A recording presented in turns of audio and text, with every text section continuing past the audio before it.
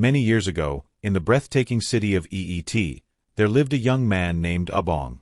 He was known far and wide as a ladies' man, charming and flirtatious, always moving from one woman's embrace to another. For years, he enjoyed the thrill of his carefree lifestyle, but fate had other plans for him.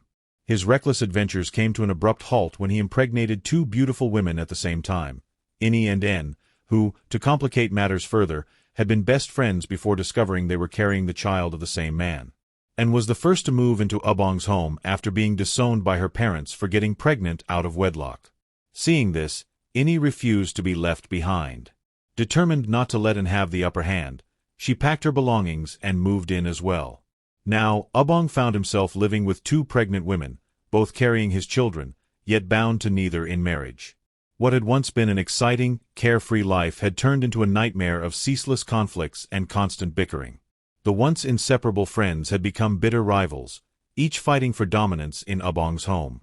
Their endless quarrels left him drained, and more often than not, he found himself escaping to the local beer parlor after work, seeking solace in the company of his friends.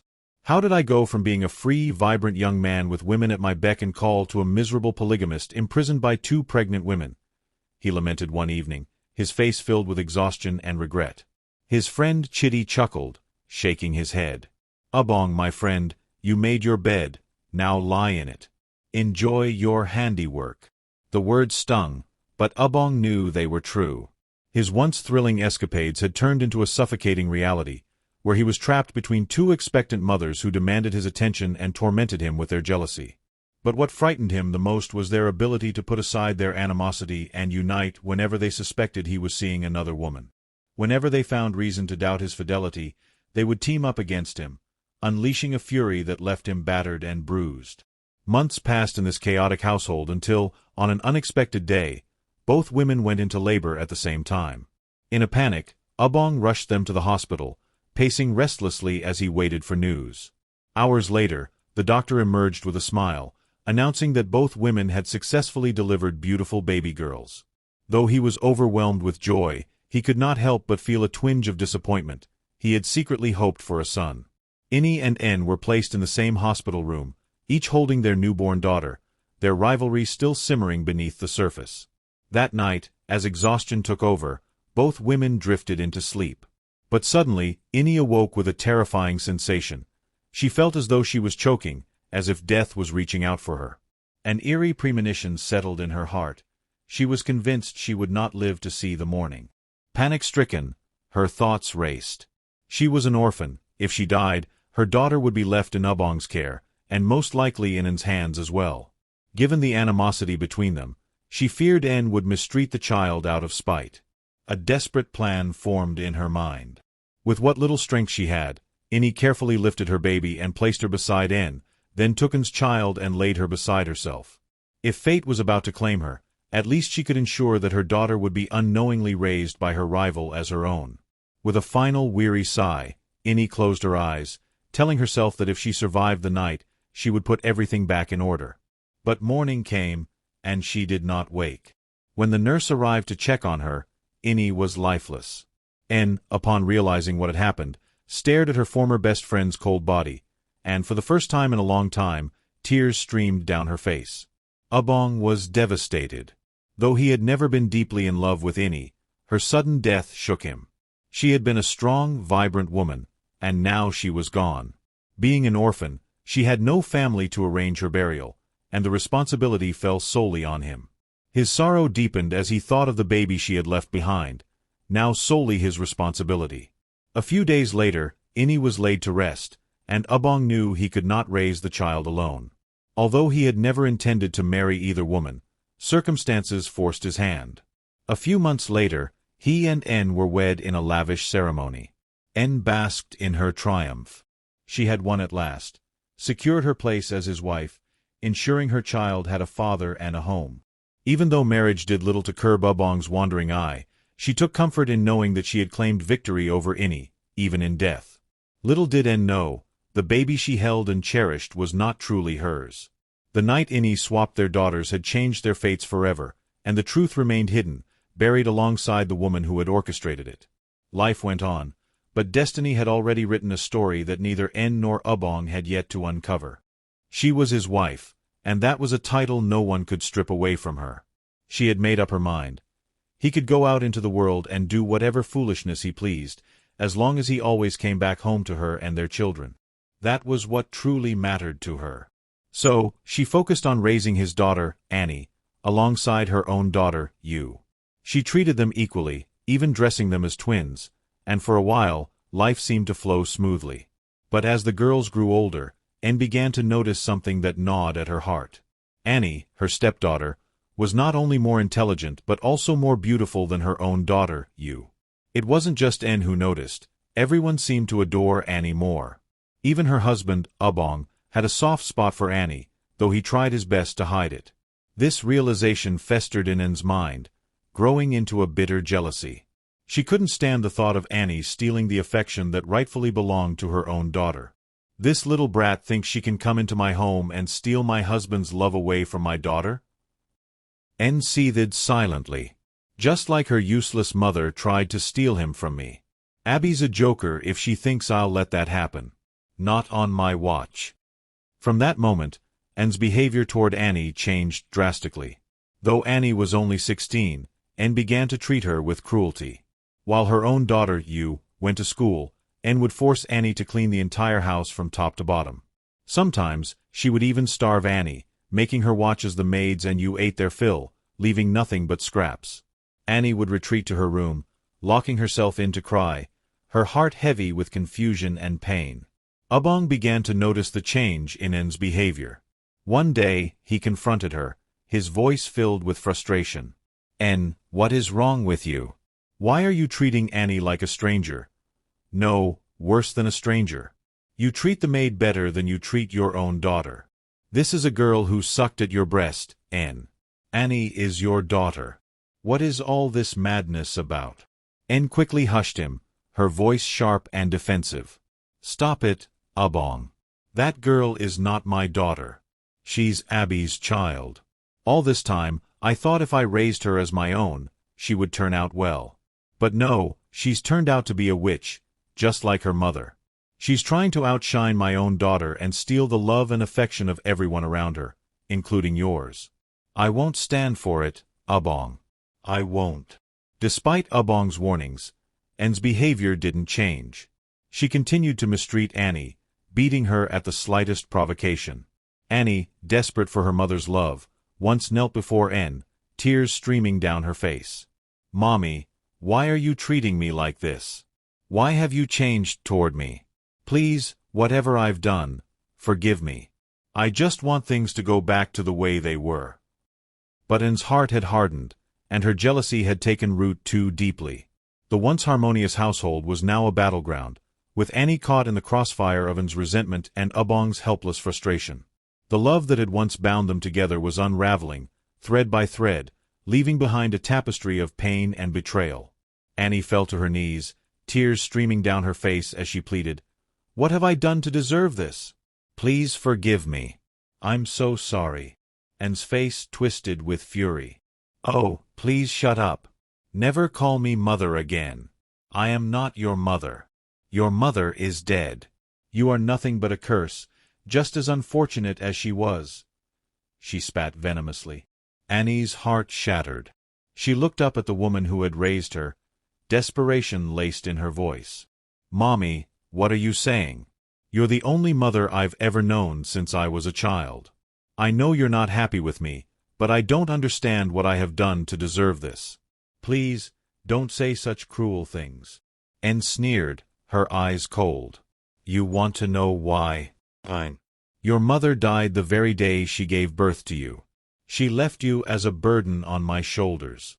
From that day on, I had to raise you, knowing you were the child of a woman who tried to steal my husband." Annie gasped, her entire body trembling. Her world crumbled around her. Unable to process the painful truth, she wept bitterly. She had to know if this was true. With her heart pounding, she sought out her father and confronted him. Her voice was weak but urgent. "Daddy, is it true? Did my mother die giving birth to me?" Ubong looked at her with sorrowful eyes and nodded. That simple confirmation was enough to break Annie. She locked herself in her room for days, consumed by grief, crying until she could shed no more tears. Anne, however, was delighted. She felt victorious, knowing she had broken Annie's spirit. But even after Annie finally emerged from her self-imposed isolation, the torment did not stop. Anne continued her maltreatment, shouting at Annie, hitting her over the slightest mistake, making her life unbearable. Most of her cruelty was inflicted when Abong was away, ensuring no one could intervene. One day, Anne's biological daughter, finally gathered the courage to confront her mother. "Mommy, why are you treating Annie like this? It's not fair. Please stop. You're the only mother she knows," she pleaded, her face etched with sadness and frustration. Anne's face darkened as she turned on you. "Shut up. Don't you see that everything I'm doing is for you? You want me to sit back and watch as she steals your father's love and affection, just like her mother tried to steal my husband? She forced herself into his life and got pregnant, and now history is repeating itself. Get out of my sight before I unleash my wrath on you," she screamed angrily. You recoiled, her heart pounding with a mix of fear and frustration. "It's not fair. It's not fair," she mumbled under her breath as she stormed away, tears welling in her eyes. Despite her mother's cruelty, you remained kind to Annie. She would often sit beside her, holding her hands and whispering, "I'm so sorry, Annie. You don't deserve this. No one does. My mother is just being plain wicked." Annie, unable to hold back her emotions, would cry uncontrollably in Yu's arms, finding solace in the only person who showed her kindness. And so, the cycle of torment continued, stretching endlessly, a nightmare with no end in sight. But fate had other plans. One fateful day, as Annie was scrubbing the floors, exhaustion overwhelmed her, and she suddenly collapsed. Her frail body hit the ground with a sickening thud. Anne, witnessing the fall, felt a rare pang of fear. Panic surged through her as she rushed to Annie's side. For the first time in a long while, fear replaced her usual indifference. She quickly called for help and rushed Annie to the hospital. As she paced anxiously outside the emergency room, her hands trembled. A few minutes later, Abong and Yu arrived, their faces etched with worry. They all sat in silence, hearts heavy, praying and hoping that Annie would be all right. Time seemed to stretch endlessly as they waited for news, their breaths held in quiet desperation. The doctor approached them with urgency, his face etched with concern. "Your daughter needs blood immediately," he said gravely. "She has a very rare blood type, and unfortunately, we don't have it in our blood bank at the moment. We needed it yesterday. Since you are her parents, one of you should have the same blood type as hers. Please, come forward and get tested so we can proceed with the transfusion as soon as possible," he urged, his voice firm yet desperate. Abong turned to Anne, his eyes filled with worry and tears brimming at the corners. "Do you see what you've done?" he cried, his voice trembling. "You overworked this girl, and now look at what stress has done to her." His voice cracked as he wiped away his tears. Then, turning back to the doctor, he continued, "Doctor, I already know my blood type, and it's not the one you need. Her biological mother, whom she should share the same blood type with, is no longer alive. Isn't there anything else you can do? Can't you find the blood somewhere?" he pleaded, his voice breaking. At that moment, Anne, who had been lost in thought, suddenly spoke. "Wait a minute. I have the same rare blood type," she said aloud, more to herself than anyone else. A deep frown creased her forehead. "But how is that possible? How can I, of all people, have the exact same blood type as Annie? This kind of coincidence seems too strange to be true." Abong, barely registering her words, seized on the revelation. "You have the same blood type? That's all that matters right now," he exclaimed. "Please, go and donate blood to save our daughter. We can talk about coincidences later." His voice was filled with desperate hope, his hands trembling as he gestured towards the doctor. Without further hesitation, Anne proceeded to donate blood for Annie. However, despite doing what was necessary to save the girl's life, a nagging feeling refused to leave her mind. Something didn't add up. She turned to the doctor with a serious expression and made an unusual request. "Please, I need you to run a DNA test," she said. "I have to know if I am truly Annie's mother." Days passed, and eventually, Annie was discharged from the hospital. They returned home, but Anne couldn't shake off the restlessness in her heart. She stayed close to Annie, watching over her, tending to her needs, and trying to mend whatever invisible wound had been inflicted by years of neglect. She didn't know why, but she felt an unfamiliar sense of attachment growing in her heart. Then, the day of reckoning arrived. The DNA results were out. The doctor's voice was solemn when he revealed the truth. Annie was, in fact, Anne's biological daughter. The revelation hit Anne like a thunderclap. Her knees buckled, and she collapsed to the floor, wailing. "Oh my God! What have I done?" she sobbed, clutching her chest.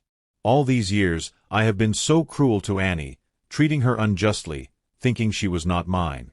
And yet, she is my own flesh and blood."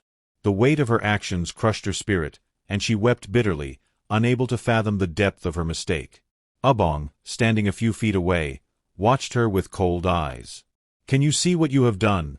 he said, his voice tinged with both disappointment and anger. "This is why people should be good, no matter what. You started out treating these girls well, but the moment you believed Annie was my child and not yours, you changed. You became cruel because she outshined Waya in intelligence. And now, look at your life. Look at what your wickedness has brought upon you." His words cut deep, and with that, he turned and walked away, leaving her sobbing. Anne crawled toward Annie, her face streaked with tears. She clasped her hands together, begging. "Annie, my daughter, please forgive me," she pleaded. "I am your mother. I carried you in my womb for 9 months. I was blind, I was foolish, but I see now. Please, my child, find a place in your heart to forgive me." But Annie's eyes were filled with nothing but pain and resentment. She took a step back, her lips curling in disgust. "You, my mother," she spat. "God forbid. My mother is dead. You only want to claim me now because you found out I am biologically yours. Where was this so-called motherly love when you were treating me like dirt? You don't deserve to be called a mother." Her voice was sharp, filled with deep-seated hurt. Waya, who had been silently observing, stepped forward and glared at Anne. "You're a terrible mother," she shouted. "If I had been the one in Annie's place, you would have treated me the same way. I hate you. You don't deserve to be called anyone's mother." Tears streamed down her face as she turned her back on Anne. Anne was shattered. Her sobs grew louder, her chest rising and falling in agony. She had lost everything, both daughters, their love, their trust, and their respect. The realization that she had destroyed her own happiness with her own hands crushed her soul. She wished she could turn back time, undo all the cruelty, rewrite the past, and embrace both girls with the love they deserved. But it was too late. She had lost them forever. And so, she wept, desperately, inconsolably, drowning in the pain of her own making.